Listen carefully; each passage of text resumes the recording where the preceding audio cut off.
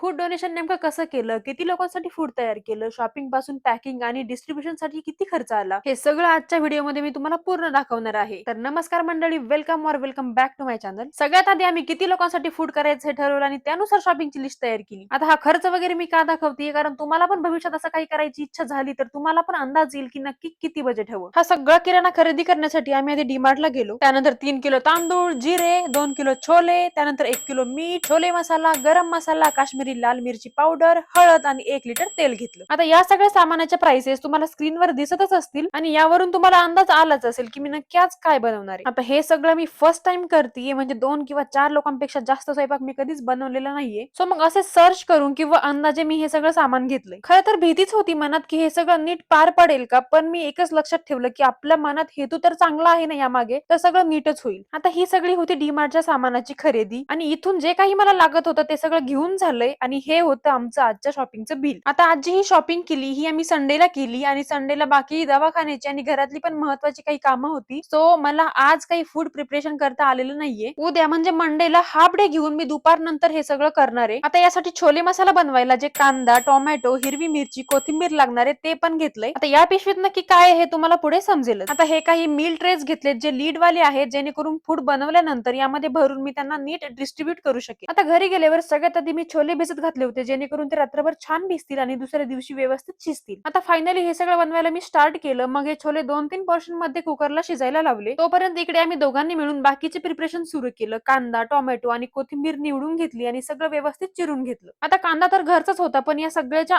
Exact amount मी वर टाकतीये, कारण आपल्या लक्षात येईल नक्की किती खर्च झाला ते आणि शेवटी आपल्याला एक्झॅक्ट कॅल्क्युलेशन करता येईल. आता मला 2 पातेली लागणार होती, एक छोले मसाला करण्यासाठी आणि एक राईस साठी. एक तर माझ्याकडे होतं, पण हे दुसरं दिसतंय ना सोफ्यावरती, ते माझ्याकडे नव्हतं. तर इंस्टाग्राम वरूनच सोसायटी मधल्या एका खूप गोड मुलीशी माझी ओळख झाली, तिच्याकडून मी हे पातेलं घेऊन आलते. इथे एक गोष्ट मला सांगायला आवडेल. आता हा व्हिडिओ सपोज कोणी अननोन लोक पाहत असतील तर त्यांना भारी वाटेल, ते कौतुक पण करतील, पण जे जवळचे असतात म्हणजे रिलेटिव्ह, इव्हन फॅमिली मधले सुद्धा काही जण, ते लगेच वेगळं तोंड करतील. माहित नाही काय होतं लोकांना. म्हणजे मी खरं सांगते, माझ्या सोशल मीडियाच्या जर्नी मध्ये मी खूप टफ टाइम पाहिलंय. काही जण भेटल्यावर पण बोलता बोलता टोमणे देऊन जायचे आणि आता पण जातात. त्यांना वाटत असेल हिला काय कळते. आणि हा, ज्यांना मी खूप जवळचं समजत होते अशा लोकांनी माझ्या पाठीमागे पण लोकांपाशी खूप घाण केली माझ्याविषयी. मागे बोलणाऱ्यांचा तर आपण कायच विचार करणार, पण जवळचे असतात काही लोक, त्यांचा तर फरक पडतो ना. खूप वाईट वाटतं. असो, अजून पण मी एवढी मेहनत घेतली, माझे एवढे फॉलोअर झाले, पण नाही वाटत कौतुक कोणाला. मे बी काहींना कळत पण नसेल, पण हे जर त्यांच्या कोणी केलं असेल तर आतापर्यंत काय काय झालं असतं माहित नाही. मी नाही म्हणत माझं सगळीकडे कौतुकच करत सुटा, पण आपणच खूप भारी आणि बाकीचे काहीच नाही, हा विचार पण कुठेतरी बदलायला हवा. खरं तर मला खूप सपोर्टिव्ह नवरा भेटलाय आणि ही जर्नी खरं तर त्यांची अपूर्ण राहिलेलीच मी जगतीये. त्याची एक वेगळी स्टोरी आहे, मी नक्की शेअर करेल ती पण. फक्त कंटिन्यू नावं ठेवणार, काही ना काही याबद्दल वाईट बोलणार अशा लोकांना मला एकच सांगायचंय की जर एखाद्या गोष्टीबद्दल आपल्याला काहीच माहिती नाहीये, आयडिया नाहीये, एखादा माणूस त्यामध्ये किती मेहनत घेतोय, काय काय करतोय हे आपल्याला माहित नाही, तर त्याबद्दल चांगलं जर बोलता येत नसेल तर वाईट पण बोलू नये. कारण 2 मिनिट लागतात असं तसं एखाद्याबद्दल एखाद्यापाशी बोलायला, पण तेच ज्या व्यक्तीबद्दल बोललं गेलंय तिला जर कळालं तर तिच्यावर खूप याचा परिणाम होतो. कारण ती व्यक्ती तुमचं नाव पण कुठे घेत नसते, तुमच्या कामाबद्दल कधी बोलत नसते, तर तुम्ही का बोलता. सो प्लीज थोडे विचार बदला आणि आपल्यामुळे कोणाला त्रास होणार नाही असं वागा. बस एवढंच सांगायचं होतं. आता हा छोले मसाला मी कसा बनवला ते पाहूया. मग आता एका पातेल्यामध्ये तेलामध्ये थोडे खडे मसाले घातले आणि त्यामध्ये कांदा, टोमॅटो आणि हिरव्या मिरच्या नीट परतून घेतल्या. मधले काही खडे मसाले काढून घेतले आणि हे सगळं मिक्सर मध्ये काढलं. त्यामध्ये थोडीशी कोथिंबीर घातली आणि या सगळ्याची नीट पेस्ट करून घेतली. आता कांदा परतताना मी यामध्ये थोडीशी आलं लसूण पेस्ट पण घातली होती. तोपर्यंत आपले काही छोले पण छान शिजून तयार झालते. यातले काही छोले मी वेगळे काढून त्याची सुद्धा पेस्ट तयार करून घेतली. यामुळे आपल्या छोलेची ग्रेव्ही थोडी थिक आणि टेस्टी होणार होती. छोले मसाला तयार करताना सगळ्यात आधी या तयार केलेल्या पेस्ट छान परतून घेतल्या साईडने तेल सुटेपर्यंत. आता आपण छोले मसाला बनवतोय तो पण एवढ्या मोठ्या छोल्यांचा, तर यामध्ये भरपूर ग्रेव्ही तर लागणार, म्हणून यासाठी मी टोटल 10-12 टोमॅटो आणि 10-12 कांदे वापरले होते. एकदम मीडियम साईजचे, म्हणजे 1-1 किलो असतील. या दोन्ही पेस्ट छान परतून झाल्यावर मी डीमार्ट मधून जे काही मसाले आणले होते ते यामध्ये ऍड केले. पण इथे एक गोष्ट सांगायची मला, आपण जे सगळे मसाले आणले होते ना ते पूर्णपणे मी वापरलेले नाहीये, म्हणून शेवटी जेवढा मसाला वापरला तेवढ्याच अमाऊंटचा खर्च आपण फायनल कॅल्क्युलेशन मध्ये घेणार आहोत आणि बाकीचा खर्च यातून मायनस करू. आता यात शिजवलेले छोले ऍड केले, गरजेनुसार पाणी घातलं आणि एक छान उकळी येऊ दिली. आता आपली भाजी तयार होती आणि साईडला मी भात पण लावून घेतला. फूड तर तयार झालं होतं, पण अजून एक मोठं काम बाकी होतं, पॅकिंग. तर आपला प्लॅन होता 30 लोकांना फूड देण्याचा, म्हणून एकूण 30 बॉक्सेस आम्ही घेऊन आलो. आणि मागे शॉपिंगच्या वेळी जी एक पिशवी मी तुम्हाला दाखवली होती त्यामध्ये गुलाबजामुन होते. तर आधीच्या दिवशीच आम्ही एका स्वीट होम मध्ये 60 गुलाबजामुनची ऑर्डर दिली होती, जेणेकरून प्रत्येकाला 2-2 तरी वाटायला येतील. आता एवढा गोड मोमेंट सेलिब्रेट करतोय म्हटल्यावर फूड सोबत काहीतरी काहीतरी स्वीट पण द्यावं असा विचार होता, पण एवढ्या क्वांटिटीचे गुलाबजामुन घरी बनवायला मला अंदाज आला नसता, म्हणून ते आम्ही बाहेरूनच ऑर्डर केले आणि मग दोघांनी मिळून एक एक करून सगळे फूड बॉक्सेस पॅक केले आणि फायनली 30 बॉक्सेस तयार झाले. आता फूड घेऊन आम्ही निघालो होतो ते डिस्ट्रीब्यूट करायला. आता इथे मला एक गोष्ट सांगायची आहे, खूप शिल्लक राहणार होतं, त्यामुळे मी 2-2 वेळा यामध्ये सर्व्ह केलं आणि तरीही अजून साधारणतः 5 बॉक्सेस भरतील एवढे छोले मसाला आणि राईस शिल्लक राहिला होता, म्हणून मी बाकीच्या 5 बॉक्सेस मध्ये हा पण पॅक केला. म्हणजे आम्ही प्लॅन केला 30 लोकांचा, नंतर पुन्हा 5 बॉक्स भरले आणि आम्ही दोघांनी पण यातूनच शिल्लक राहिलेले मध्ये जेवण केलं. म्हणजे मी जे काही सामान आणलं होतं त्यामध्ये जवळजवळ 35 ते 40 असे बॉक्स भरतील एवढा स्वयंपाक झाला होता. सगळ्यात आधी घरून निघाल्यावर आम्ही आमच्या सोसायटी मधल्या सफाई कामगारांना आणि वॉचमनला फूड दिलं. सो जवळजवळ 10 बॉक्सेस तर आमचे इथेच गेले होते आणि इथून बाहेर पडून आम्ही जेव्हा रस्त्यावर गेलो तेव्हा खरंच खूप वाईट वाटलं, कारण हे सगळं फूड पाहून खूप लोकांनी तिथे गर्दी केली होती आणि त्या मोमेंटला असं वाटलं की अजून असायला पाहिजे होतं, म्हणजे सगळ्यांना पुरलं, पण जेवढं शक्य होतं तेवढं आम्ही केलं. आता इथपर्यंत तुम्हाला मी काय बनवलं आणि कसं बनवलं हे सगळं दिसलं. इथे बघूया आपल्याला ऍक्च्युअल खर्च किती आला. आता यामध्ये आपण फूड बनवताना वापरलेला गॅस, पेट्रोल आणि घरातल्या वापरलेल्या बेसिक गोष्टींचा पण खर्च धरणार आहोत. फायनली या फूड डोनेशन साठी आपल्याला टोटल खर्च आला 2039 रुपये. आता यातून माझ्याकडे राहिलेल्या सामानाचा खर्च मी मायनस केलाय आणि मला वाटतं एवढं छान काम हातून घडलं त्यासमोर म्हणजे हे काही मी लई मोठं काम केलेलं नाहीये, पण आपल्या छोट्याशा प्रयत्नामुळे काही लोकांना एक वेळचं जेवण आणि हे सगळं करून घरचं पण सगळं आवरून रात्रीचे जवळपास 1-2 वाजले होते झोप.